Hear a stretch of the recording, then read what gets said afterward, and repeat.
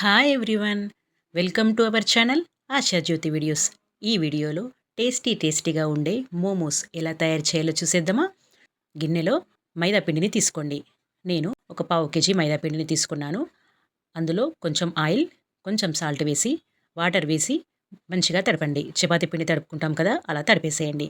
మూత పెట్టి పక్కన పెట్టేసేయండి. ఇప్పుడు ఈ మోమోస్లోకి మనం వెజిటబుల్ కర్రీ ప్రిపేర్ చేసుకోవాలి. అందుకోసం క్యాప్సికమ్, క్యాబేజ్, క్యారెట్, వెల్లుల్లి, టమాటో, ఉల్లిపాయ ముక్కలు ఇవన్నీ కట్ చేసుకొని పక్కన పెట్టుకున్నాను. మీ ఇష్టం అండి. ఇంకా ఇందులో ఏదైనా వెజిటబుల్స్ యాడ్ చేయాలనుకుంటే కనుక యాడ్ చేయొచ్చు. నేనైతే ఒక 4-5 రకాల వెజిటబుల్స్ కట్ చేసి పక్కన పెట్టుకున్నాను.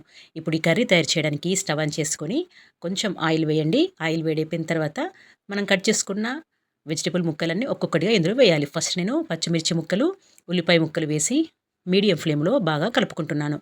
ఇవి మంచిగా బ్రౌనిష్ కలర్లోకి వచ్చిన తర్వాత చిన్నగా కట్ చేసుకున్న క్యారెట్ ముక్కలు వేసుకొని ఒకసారి కలిపేసేయండి.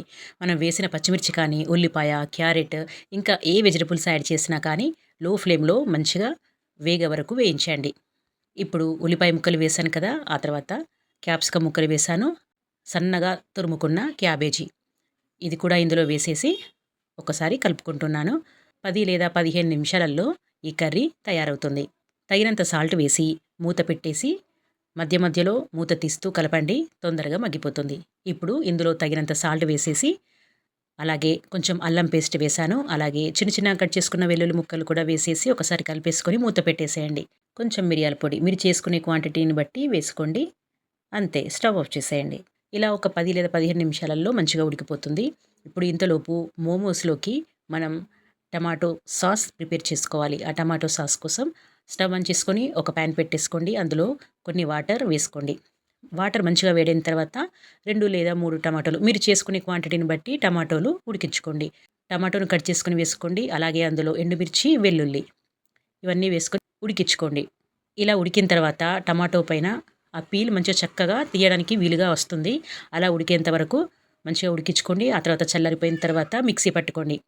కొంచెం ఉప్పు, చక్కెర వేసేసి మిక్సీ పట్టుకోండి. చూడండి, టమాటో సాస్ తయారైపోయినట్టే. ఇప్పుడు దీన్ని మనం తాలింపు పెట్టుకోవాల్సి ఉంటుంది. ఇలా మిక్సీ పట్టుకున్న టమాటో సాస్ని మనం వేడి చేసుకోవాలి, అంటే కొంచెం ఆయిల్లో మరిగించుకోవాలి. అందుకోసం స్టవ్ ఆన్ చేసుకుని అదే ప్యాన్ పెట్టేసుకున్నాను.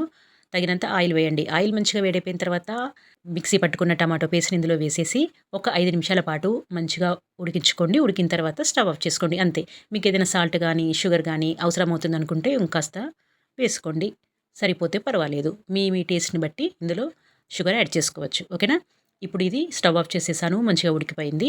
ఆ తర్వాత మోమోస్కి తడుపుకున్న మైదా పిండిని చిన్న ముద్దల్లా చేసుకొని ఇలా చపాతీ ముద్దలా మీరు చిన్న చపాతీలా తయారు చేసుకోండి. ఇలా ప్రెస్ చేసిన తర్వాత ఇందులో కర్రీ పెట్టేసుకొని ఇలా మోమోస్లో చుట్టేయడమే.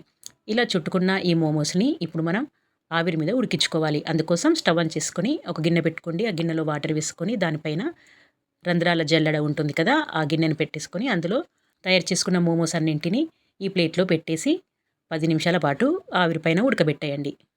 10 నిమిషాలలో మంచిగా ఉడికిపోతాయి. ఇప్పుడు స్టవ్ ఆఫ్ చేసేయండి. చూడండి ఎంత మంచిగా వచ్చాయి మోమోస్. చాలా టేస్టీగా ఉంటాయి. చాలా హెల్దీ కూడా.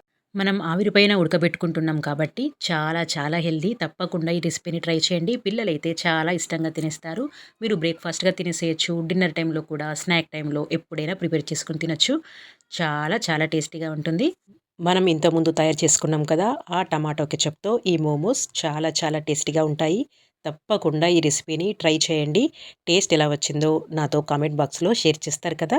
మరి ఈ వీడియో గనుక మీకు నచ్చినట్లయితే తప్పకుండా లైక్ చేయండి. అలాగే మీ ఫ్రెండ్స్ అండ్ ఫ్యామిలీస్కి షేర్ చేయండి. అలాగే సబ్స్క్రైబ్ చేయడం మాత్రం అస్సలే మర్చిపోకండి. Please subscribe. మరొక టేస్టీ రెసిపీతో మరొక వీడియోలో మళ్ళీ కలుద్దాం. Thank you for watching.